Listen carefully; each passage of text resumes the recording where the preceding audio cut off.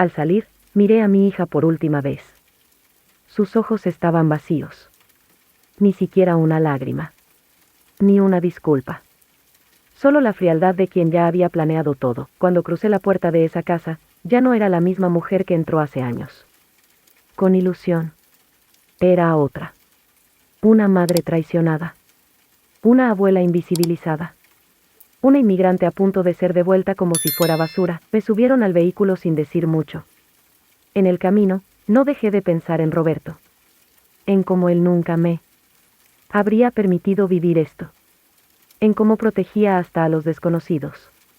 Y ahora yo, abandonada por mi propia hija, al llegar al centro de detención, me pidieron quitarme los zapatos, el cinturón, mis aretes, incluso la peineta de mi moño. Me dieron una cobija gris, una bandeja con arroz frío, y me asignaron una celda con otras 3 mujeres. Una de ellas lloraba en silencio. La otra rezaba. La tercera solo me miró y dijo, ¿también fue tu familia? Asentí. En ese momento, entendí que no estaba sola. Que muchas como yo habían sido traicionadas. Y también entendí que esa noche, aunque estuviera entre barrotes, dormía más libre que nunca. La noche en la celda fue larga, más larga que cualquier otra noche de mi vida. No por el frío, aunque las paredes metálicas parecían absorber todo el calor de mi cuerpo, sino por el vacío que sentía en el pecho. Un vacío que no tenía que ver con el encierro, sino con lo que había dejado atrás. La voz de Alejandra, diciéndome que era lo mejor para todos, se repetía como un eco cruel en mi cabeza. ¿Cómo podía mi hija, mi sangre, mi niña de trenzas y vestido de flores, convertirse en esa mujer? ¿Qué la transformó en alguien capaz de echar a su propia madre como si fuera una carga innecesaria? Y porque lo hizo justo en Navidad, miré alrededor de la celda. Una de las mujeres, Lucía, tenía apenas 25 años. Había sido entregada por su pareja después de una discusión. Lloraba abrazando sus rodillas, como una niña perdida.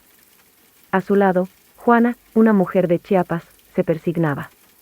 Y murmuraba oraciones por sus hijos. Yo las observaba en silencio, sintiendo cómo el dolor nos unía de maneras que nuestras historias individuales no podían explicar con palabras. En medio de esa oscuridad, recordé una Navidad con Roberto. No teníamos dinero. Apenas podíamos pagar la renta. Pero él había hecho un arbolito con ramas secas, lo decoró con papel aluminio y me regaló un anillo de lata con las iniciales de nuestros nombres.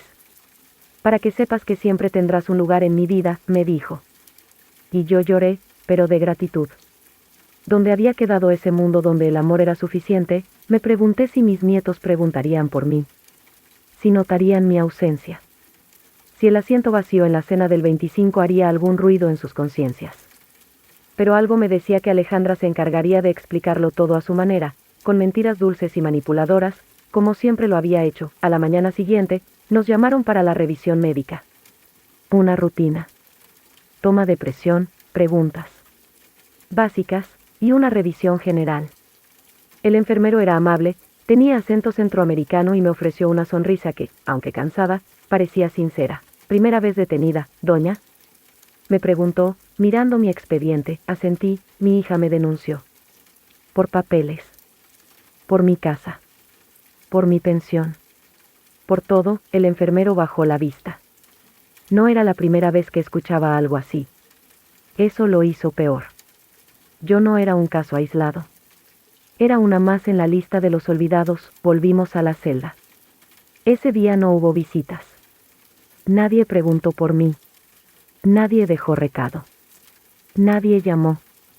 Y eso dolía más que las esposas, más que la celda, más que el frío. Entonces decidí hacer algo. Escribí una carta a mis nietos. No sabía si la leerían. No sabía si Alejandra la destruiría.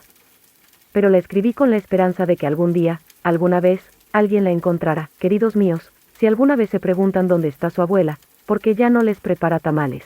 ¿Por qué? Su voz no canta en la cocina. Quiero que sepan que yo nunca me fui, me sacaron. Que los amé con todo mi corazón. Que cada regalo, cada historia, cada caricia que les di fue sincera. Y que aunque su madre haya decidido borrar mi presencia, mi amor por ustedes no desaparece. Estoy aquí, esperando que algún día busquen la verdad. y si no la encuentran, al menos quiero que recuerden cómo los hacía sentir. Con eso me basta. Doblé la carta. La guardé en el dobladillo de mi falda. Y esperé, esa noche, mientras trataba de dormir en la colchoneta de plástico, escuché una voz baja, cerca de mi oído. Doña, ¿usted cree que hay gente que nace mala? Era Lucía. Me quedé en silencio unos segundos. Luego respondí, no, hija. Creo que hay gente que se pierde. Y si nadie los llama de regreso, se quedan así para siempre. Ella lloró. Y yo también, no sé si fue la mezcla de frío, miedo y tristeza, pero esa celda de migración se sentía más helada que cualquier diciembre que yo hubiera vivido en los Estados Unidos.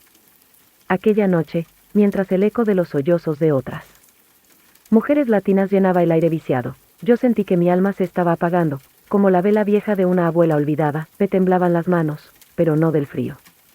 Temblaban por la impotencia, por el dolor, por la traición.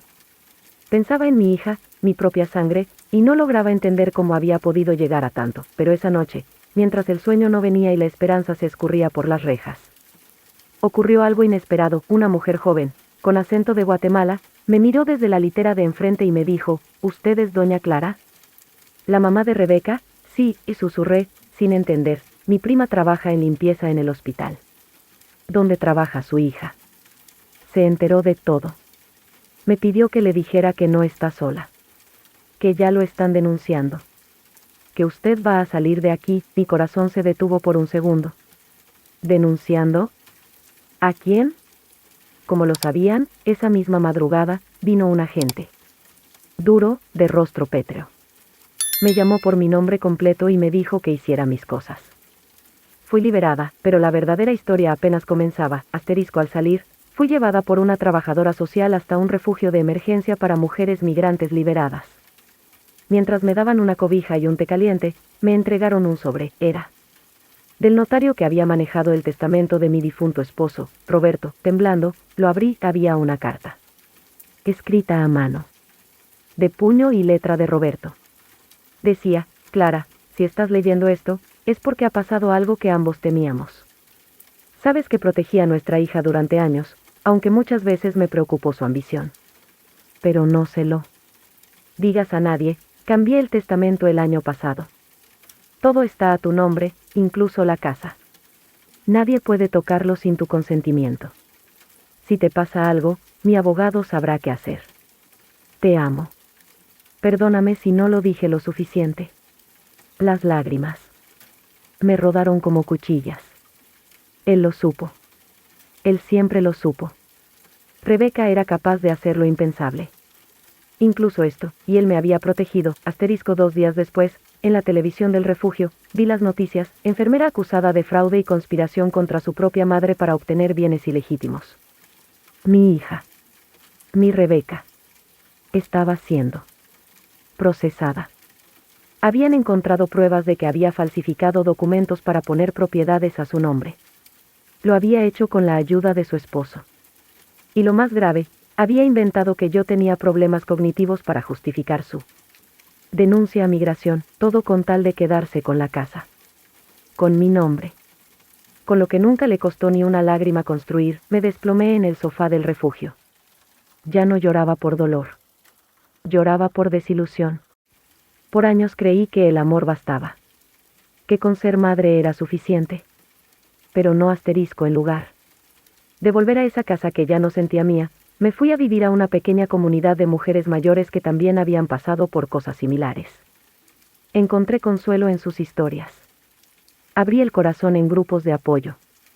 Escribí cartas que nunca envié. Y comencé a tejer otra vez, como cuando era joven. Volví a ser yo. Me ofrecieron entrevistas, noticieros, incluso libros. Pero dije que no. No quería fama. Quería descanso. Solo una vez acepté hablar. En este video. Porque si mi historia puede tocar a alguien más, si puede salvar a otra abuela del mismo destino, entonces vale la pena contarla. Hoy es 24 de diciembre. La primera Navidad sin mi hija. La primera en paz. En mi nueva casa, hay una silla vacía a mi lado. No es para Rebeca. Es para mi dignidad. La que recuperé. la que nunca debí haber entregado. A ti, que escuchaste toda mi historia, te agradezco con el alma, y te pido algo, vela, suscríbete a este canal si alguna vez sentiste que te traicionaron. Si alguna vez tuviste que reconstruirte sola. Aquí. Contaré más historias, quizás no tan mías, quizás sí, pero todas reales en el corazón. Y dime, ¿desde dónde me estás viendo? Me encantaría saber hasta dónde ha llegado esta historia, porque mientras tú la escuchas, yo ya no estoy sola. Mi nombre es Clara Rodríguez. Y esta fue mi última Navidad con la verdad. Nunca pensé que mi propia hija sería capaz de algo así. Nunca imaginé que esa criatura que crié con mis propias manos, a quien di mi pan antes de comer, a quien cubrí con mi chal cuando no había ni cobijas para mí, me miraría con los mismos ojos que una extraña. Y me diría que me fuera. Justo en Navidad, y no fue un malentendido. No fue una discusión acalorada de madre e hija. Fue una sentencia. Fría. Calculada. Sin lágrimas, yo me llamo Elena Gutiérrez, tengo 68 años, y esta es la historia de cómo mi hija me echó de casa en Nochebuena, y al día siguiente, me entregó a inmigración para quedarse con todo. Recuerdo claramente esa mañana. El aroma del pavo en el horno, el murmullo de los villancicos sonando bajito en la radio de la cocina, el viento helado que entraba por las rendijas de la ventana, y mi corazón, latiendo lento, lleno de ilusión. Porque aunque los años se habían acumulado en mi espalda como costales de cemento, seguía sintiendo esa cosita bonita cuando llegaba diciembre. Pensaba en mi madre, en mi infancia en Puebla, en los regalos humildes envueltos en papel periódico, y en cómo yo había prometido que algún día mi hija tendría más, y la tuvo. Cuando Sofía nació, yo vivía en un cuartito alquilado con paredes agrietadas y un colchón en el suelo. Recuerdo haberla sostenido por primera vez, envuelta en una cobija prestada, y juré que nunca le faltaría nada. Su padre nos dejó cuando ella apenas caminaba. Desde entonces, fui madre, padre, enfermera, maestra, todo. Cruzamos la frontera cuando Sofía tenía 14. Fue un viaje largo, difícil, de esos que una madre nunca olvida. Llegamos a California sin papeles, sin inglés, pero con una fe que yo misma no sabía de dónde salía. Limpié casas. Lavé baños de madrugada. Cuidé ancianos que ya no recordaban sus nombres. Hice todo lo que una madre hace cuando ama con locura. Y lo hice por ella. Sofía fue a la universidad. Se casó con un hombre blanco, americano, abogado de migración. Qué ironía tan cruel. Tuvieron 2 hijos, mis nietos. Me permitieron vivir con ellos, por un tiempo, dijeron. Yo cocinaba, cuidaba a los niños, planchaba sus camisas. Y me decían que no hacía falta, pero nunca me pedían que parara. El 24 de diciembre, esa casa olía a todo lo que uno espera: canela, pavó, galletas, vida. Yo había horneado mi famoso pan de elote, el mismo que hacía mi abuela. Mis nietos me ayudaron a decorar la mesa. Yo me sentía útil, necesaria, viva. Sofía llegó tarde, vestida de rojo como una postal. Su marido detrás, serio como siempre. Me abrazó con la mejilla fría. Apenas me miró. Algo dentro de mí supo que esa noche no terminaría bien. Durante la cena, me pidieron que no mencionara a México. Los niños están muy americanos, mamá, dijo. Asentí, aunque algo dentro de mí se rompía. No dije nada cuando se burlaron de mi acento. Ni cuando cambiaron el canal porque las novelas mexicanas son demasiado dramáticas. Me tragué cada palabra con el ponche. Después de los regalos, Sofía me pidió hablar en privado. Me llevó al cuarto de lavandería. No sé por qué, pero sentí que iba a doler. Mamá, dijo, cerrando la puerta detrás, he estado pensando, ya no puedes seguir viviendo con nosotros. Mi cuerpo se congeló. Pensé que era una broma. Navidad. Mis nietos aún con pijamas de reno. ¿Cómo? ¿Por qué? No es saludable para ti ni para nosotros, agregó. ¿Necesitas tu propio espacio, mi propio espacio? Después de 18 años viviendo bajo su techo, cuidando cada parte de su vida, le pedí una semana. Le supliqué 3 días. Me dijo que tenía que irme esa misma noche. Dormí en el garaje, sobre un colchón inflable que perdía aire cada hora. Sin calefacción. Con los ladridos del perro como compañía. Sentí que me habían arrancado del corazón todo lo que alguna vez amé, pero nada me preparó para el 25. Esa mañana, 2 hombres llegaron a la casa. Tocaron con fuerza. Me escondí. Escuché sus voces. Dijeron mi nombre. Uno de ellos tenía una carpeta con mi foto. Sofía los dejó entrar. Le señaló el garaje. Me encontró sentada, abrazada a mis rodillas. Es ella, dijo. Vive aquí. Sin documentos, mis piernas temblaban. Quise hablar, pero no salía la voz. Me esposaron frente a mis nietos. Uno de ellos lloraba. El otro preguntaba por qué la abuela iba con los policías malos. Sofía no lloró. No desvió la mirada. Solo cerró la puerta. En el auto, de camino al centro de detención, comprendí. Todo. La casa estaba a mi nombre. La cuenta de ahorros, también. Yo firmé muchas cosas que ella me pedía. Confiaba. Porque el amor de una madre no ve peligro cuando se trata de su hija. Esa Navidad. Fui de vuelta como un regalo defectuoso. Nunca imaginé que el calor de la Navidad pudiera convertirse en una prisión invisible, tejida no con barrotes, sino con miradas frías y silencios calculados. Aquella noche, mientras los villancicos resonaban suavemente en la radio de la cocina y el pavo aún estaba en el horno, sentí por primera vez que no pertenecía a ese lugar. No a esa casa. No con mi propia sangre. Lucía, mi hija, se paseaba por la sala como una reina sin corona, repartiendo órdenes con una sonrisa tan falsa como las luces de colores que colgaban en la ventana. Yo la miraba en silencio, tragándome las palabras que ardían en mi pecho, como lo había hecho tantas veces antes. Desde que su padre murió, ella cambió. O quizás solo quitó la máscara. Mamá, ¿puedes lavar los platos antes de que lleguen los invitados? Me dijo con una voz que parecía dulce, pero que ocultaba filo. Era su casa, sí. Pero, ¿quién la había ayudado a pagar la primera entrada? ¿Quién la cuidó cuando estuvo a punto de perder a su primer hijo por un embarazo de riesgo? ¿Quién vendió sus propias joyas para que ella pudiera estudiar en California? Yo, pero todo eso se había vuelto invisible. Como si mi existencia entera hubiera sido archivada en un cajón que ahora nadie quería abrir. Aquel 24 de diciembre, mientras mi nieto menor me abrazaba con fuerza, noté cómo Lucía observaba desde la puerta, sin emoción. Era como si quisiera borrar cualquier vínculo emocional entre nosotros, como si temiera que yo sembrara amor en sus hijos y ellos comenzaran a preguntar por qué la abuela no tiene un cuarto digno. Dormía en el cuarto de lavandería desde hacía 2 años. Un colchón fino entre 2 muros fríos, con las mantas que yo misma traje del pueblo, y aún así cocinaba con amor, doblaba la ropa de todos, limpiaba sin que me pidieran. Porque así me enseñaron. Porque así me formó la vida, pero esa noche, algo cambió. Lucía no me dio las buenas noches. Tampoco me deseó feliz Navidad. Solo me dejó una carta doblada sobre la mesa del comedor, con mi nombre escrito sin cariño. Mamá, he tomado una decisión difícil.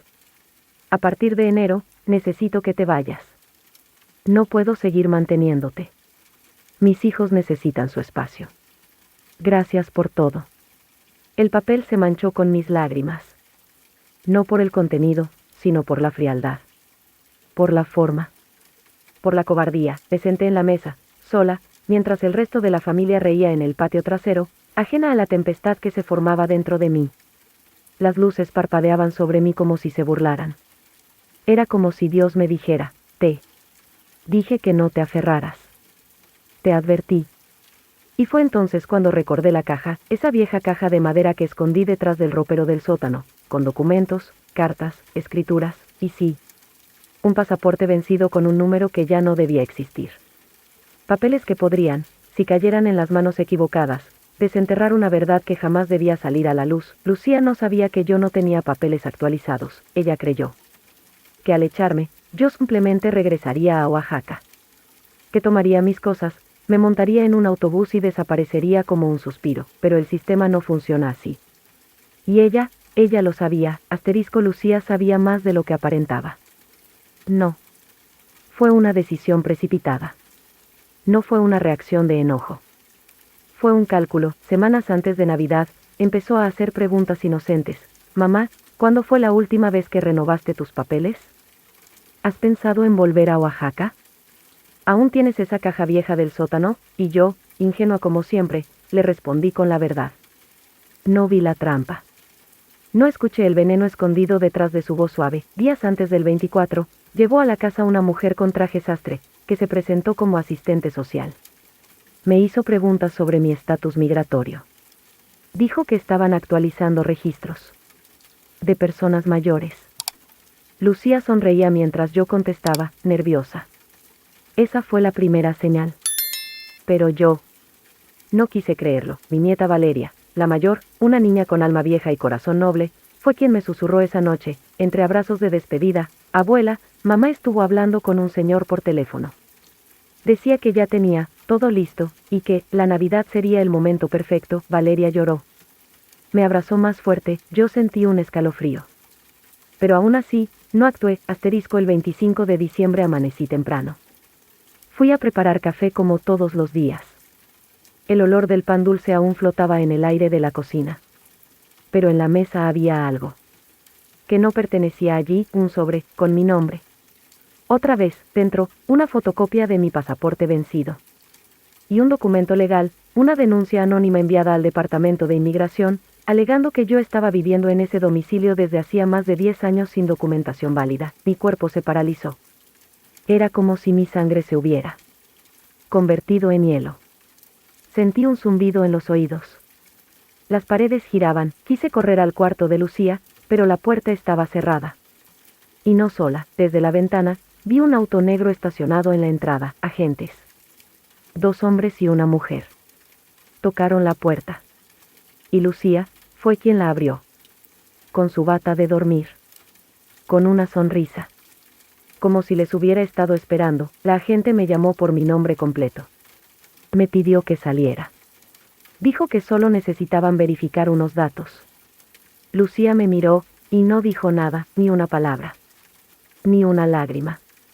Ni una disculpa. Mi nieto menor gritaba desde la sala: ¿dónde se llevan a la abuela? Mamá. ¿Qué está pasando? Yo salí. Temblando. En pantuflas, el aire de diciembre era helado, pero el verdadero frío lo llevaba por dentro. El viaje al centro de detención fue en silencio. Nadie me esposó. Pero eso no hacía menos doloroso el trayecto. En mi regazo, sostenía mi crucifijo. Y dentro de mí, una mezcla de ira, tristeza y traición. Me traicionó mi sangre. Me traicionó quien nació de mí. Cuando llegué a la celda, vi a otras mujeres como yo. Rostros cansados. Ojos que ya no tenían lágrimas. Una me preguntó: ¿también te entregaron tus hijos? Y ahí, rompí, caí de rodillas. El grito que salió de mi alma no era humano. Era el rugido de una vida entera entregada por amor, aplastada por la codicia. Nunca pensé que un lugar pudiera oler tan parecido al abandono. A jabón barato. Paredes sin alma, y cuerpos con el miedo impregnado en la ropa. En esa celda de migración no había Navidad, no había luz, no había familia. Éramos mujeres, unas más jóvenes, otras con arrugas que ya no sabían si venían del tiempo o del sufrimiento. Y yo era solo un cascarón con la voz de mi hija todavía rebotando en los oídos. No me dejes otra opción, mamá. Tengo que pensar en los niños. Pensar en los niños. ¿Y quién pensó en mí cuando los crié a todos mientras ella dormía? ¿Quién pensó en mí cuando Lucía, enferma a los 3 años, pasaba las madrugadas vomitando y yo sostenía su frente con una toalla mojada? ¿Quién pensó en mí cuando vendí mis anillos para pagar su universidad comunitaria porque su esposo no podía con los gastos? Pero ahora el argumento era: los niños. A mi lado, en el rincón más oscuro de la celda, había una mujer llamada Rosalía. Tenía los ojos hundidos, los labios partidos, pero una dignidad en la espalda erguida que te obligaba a respetarla. Me miró una vez, y sin decir palabra, me ofreció su manta. Le dije que no tenía frío, que mi alma era la que tiritaba. Ella sonrió sin dientes y me dijo: entonces abrígala con lo que recuerdas. Y fue eso lo que hice. Cerré los ojos y regresé a una Nochebuena en el 98. Lucía tenía 9 años, y lloraba porque pensaba que Santa Claus no vendría. La electricidad se había ido y yo no tenía dinero ni para velas. Así que corté papel aluminio, lo pegué en el techo con cinta, y le dije que eran estrellas mágicas. Me senté con ella en el suelo, abrimos una lata de duraznos, y le dije que el verdadero regalo era estar juntas. Ella me abrazó y me prometió que cuando fuera grande, me cuidaría como yo la cuidé a ella, y mírame ahora. Encerrada, sin juicio, sin aviso. Como una ladrona. Como una carga, me preguntaron si tenía familia a la que llamar. Me quedé mirando el teléfono como si fuera un objeto extraterrestre. Tenía familia, sí. Pero ya no tenía hogar. Ya no tenía hija. Y en ese momento, entendí, no es la ley la que te exilia, es el corazón ajeno. Una mujer joven comenzó a llorar. Llevaba tatuado el nombre de su hijo en el antebrazo, Kevin. Tenía solo 21 años y la habían detenido cuando salía del hospital. Venía de abortar a su segundo hijo porque no podía mantener ni al primero. La abrazamos todas. No importaba si éramos de México, El Salvador, Guatemala. En esa celda, todas éramos madres sin patria. Cuando cayó la noche, las luces no se apagaron. No hay oscuridad más cruel que la que te obliga a dormir bajo fluorescentes que zumban como si fueran burla del silencio. Intenté cerrar los ojos, pero solo veía la cara de Lucía cuando firmó aquellos papeles. La forma en que evitó mirarme. Como si yo le diera vergüenza. Como si todo lo que viví fuera una deuda que ella no había pedido, y entonces, como si fuera una maldición, recordé lo que me dijo semanas antes: tú no entiendes cómo funciona este país. Aquí si no produces, no sirves. Palabras como cuchillos. Y pensar que yo dejé mi vida entera en Chiapas para que ella tuviera una oportunidad. Me convertí en niñera, limpié baños, dormí en sofás, todo con la esperanza de que mi hija tuviera techo y dignidad. Pero la dignidad, parece que solo sirve mientras te necesitan. Rosalía volvió a hablar en voz baja. ¿Tú también viniste por amor? Asentí. No tenía fuerzas para contarle todo. Pero lo sabía. Todas sabíamos. El amor nos trajo, y el amor nos rompió. Una oficial se asomó y gritó números. No nombres. Números. Como si fuéramos productos vencidos en una repisa. Nos formaron. A mí me temblaban las rodillas. Me llevaron a una sala con una pantalla. Me dijeron que debía firmar mi salida voluntaria. Pregunté si podía apelar. Me dijeron que solo si pagaba un abogado. ¿Con qué dinero, señora? Buena pregunta. Miré el bolígrafo. Miré la hoja. Y en mi mente, la casa de Lucía con sus luces navideñas y la cena servida. Y entendí que firmar era más que aceptar mi destino, era renunciar a ella. No firmé, volví a mi celda con la frente en alto, pero por dentro rota. Una mujer me abrazó sin preguntar. Me dio su pan. Ese pan frío. Y sin sabor que aquí dentro sabía a compasión. Me lo comí entre lágrimas, y entonces, escuché algo que me cambió. Una de las nuevas detenidas dijo: dicen que tu hija cobró $15,000 de recompensa por entregarte. La celda se quedó muda, sentí que el aire se me fue del cuerpo. ¿Recompensa? ¿Dinero? Mi hija, por dinero, no quise preguntar más. No quise saber. Porque el saber, cuando duele tanto, puede matarte más rápido que cualquier sentencia.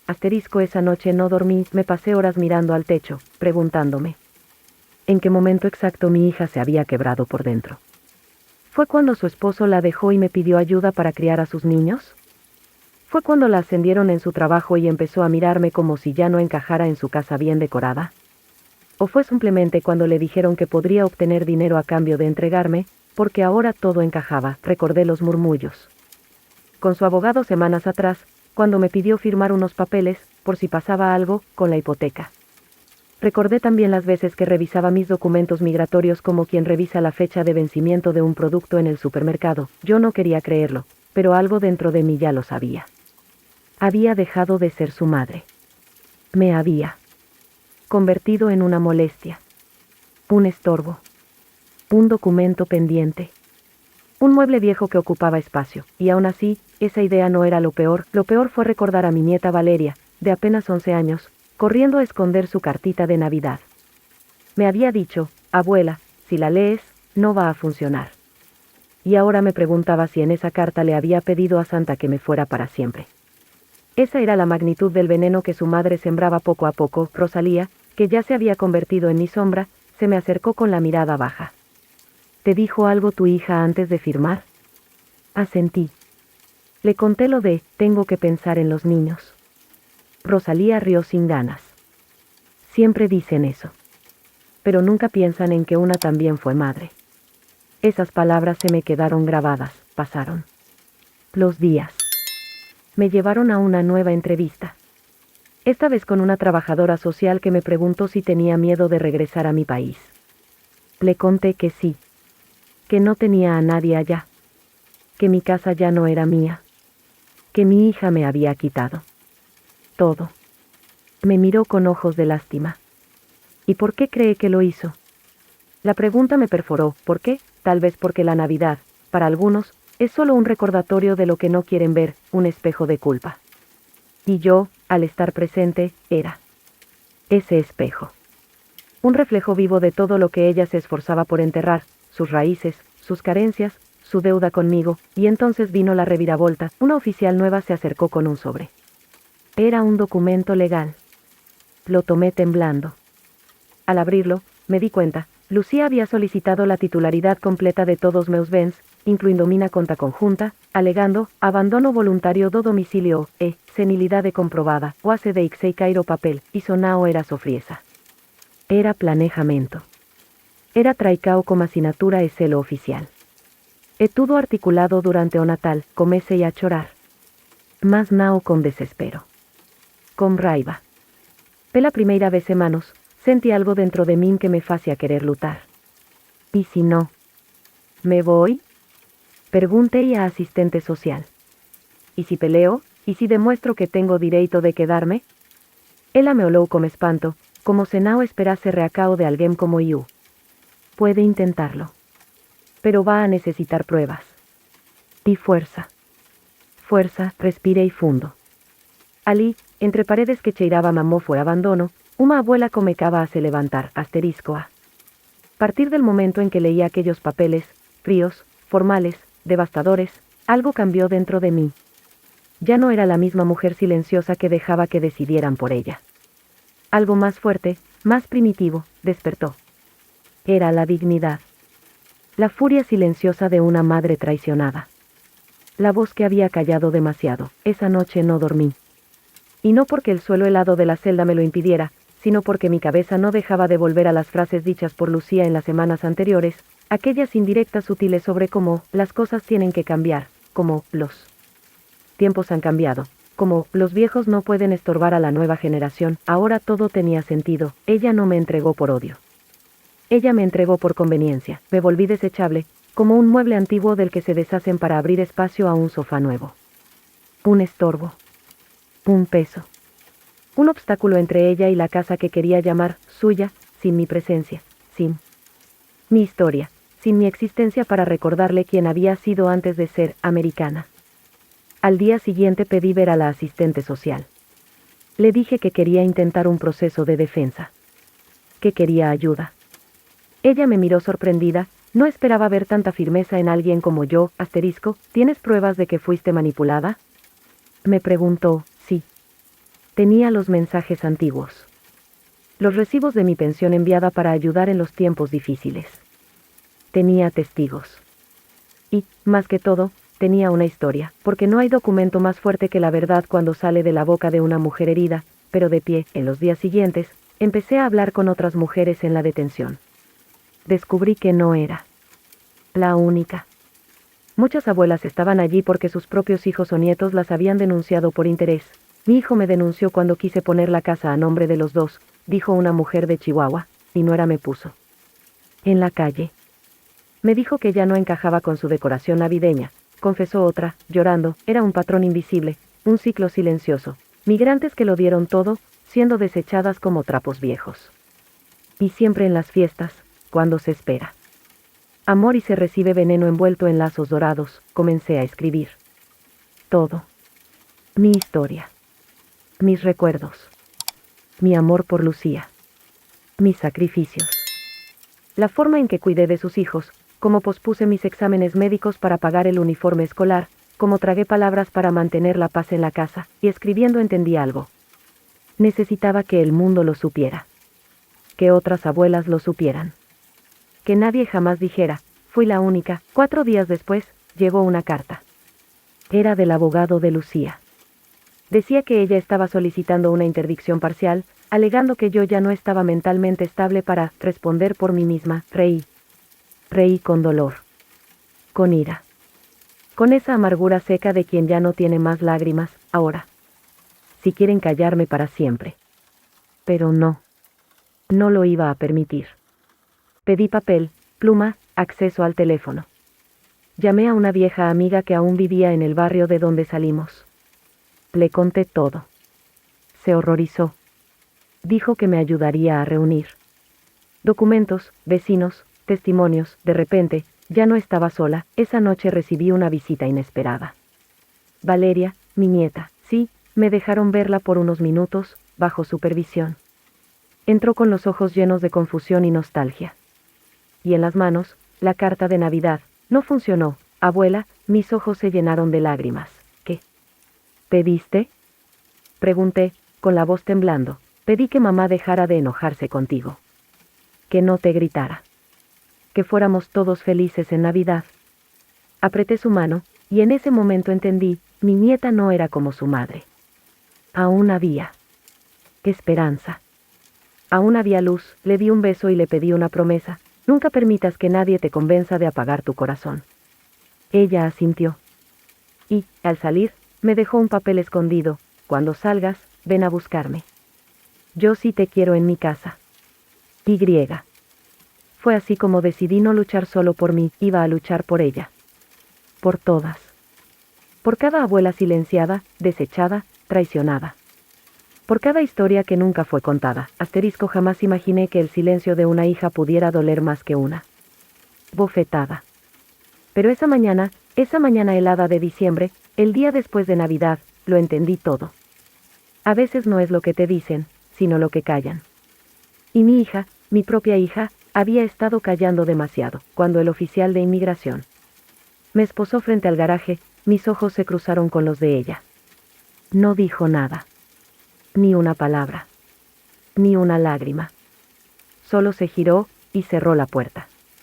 Como si cerrara la tapa de mi ataúd, y ahí, en ese momento, supe que no era un error. No había confusión. No era una denuncia anónima. Era ella. Ella había sido capaz de entregarme. Durante las primeras horas en el centro de detención, lo único que podía escuchar era el eco de su voz en mi memoria. Esa voz que de niña me pedía leche tibia para dormir. Esa voz que lloraba cuando se raspaba las rodillas. Esa voz que me decía, te amo, mami, mientras abrazaba mi cintura. Esa misma voz, ahora era la que me había condenado. ¿Qué clase de monstruo cría una madre con las mejores intenciones? No podía dormir. Las paredes de concreto devolvían mis pensamientos como si fueran insultos. Me dolía la espalda. Me dolía la dignidad. Pero lo que más me dolía, era el corazón. Éramos 6 mujeres en esa celda. Todas latinas. Todas con una historia. Una tenía 5 hijos. Otra había cruzado la frontera para buscar a su esposo desaparecido. Todas lloraban. Pero yo no. Yo no tenía lágrimas. Solo rabia seca. La señora Clara, una mujer salvadoreña de mi edad, me miró y me dijo, ¿y usted, por qué está aquí? Yo solo bajé la mirada, porque si decía la verdad, si decía que mi hija me había entregado por codicia, por heredar mis cosas, por sacarme del camino como un mueble viejo, temía que mi voz se rompiera para siempre. Las horas pasaban lentas. Las luces nunca se apagaban. La comida sabía a castigo. Pero en medio de ese infierno, algo en mí comenzó a despertar, un recuerdo, una sospecha, un detalle que no había entendido. Hasta ahora, mi hija jamás fue astuta. Siempre fue emocional, impulsiva, incapaz de planear más allá del próximo día. Pero esta jugada, esto había sido orquestado como una sinfonía del diablo. Limpia, rápida, legal. Demasiado perfecta, y entonces pensé en su esposo. En ese hombre que yo nunca acepté del todo. Que siempre me miraba con esa sonrisa torcida.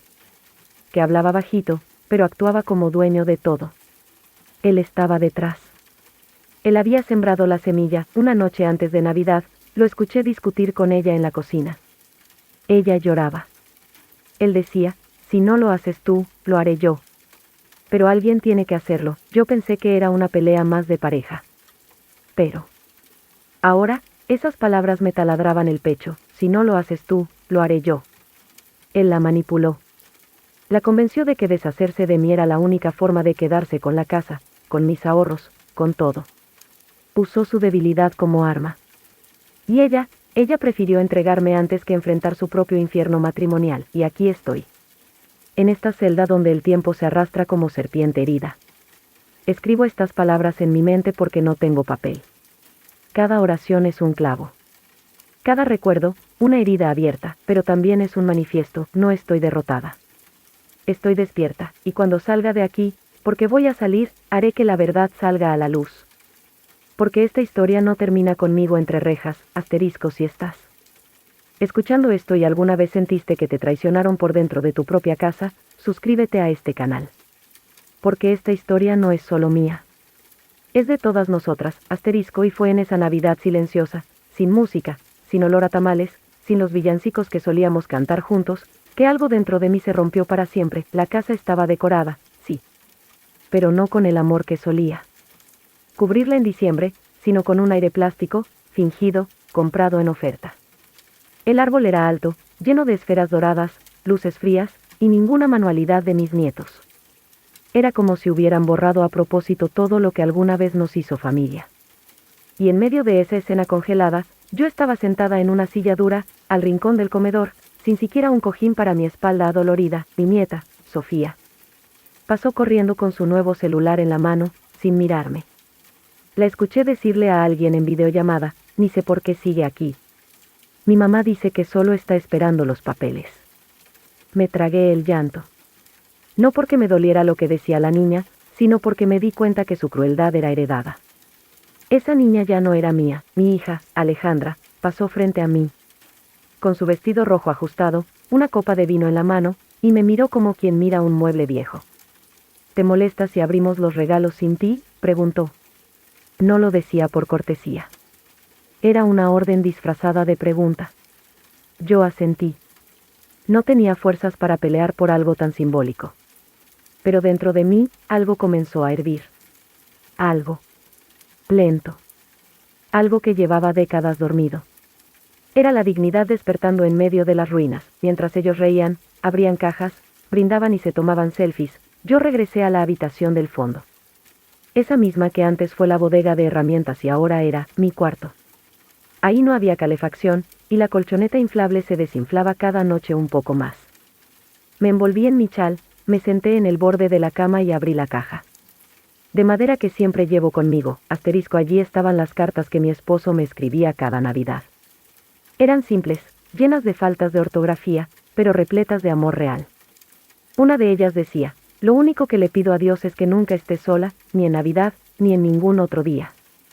Y esa noche, mientras escuchaba la música desde el comedor, me di cuenta de que la soledad más profunda no es estar sin compañía, es estar rodeada de gente que ya no te quiere. El día siguiente fue aún peor, me despertaron los golpes en la puerta. Pensé que era el vecino. Pensé que era un error.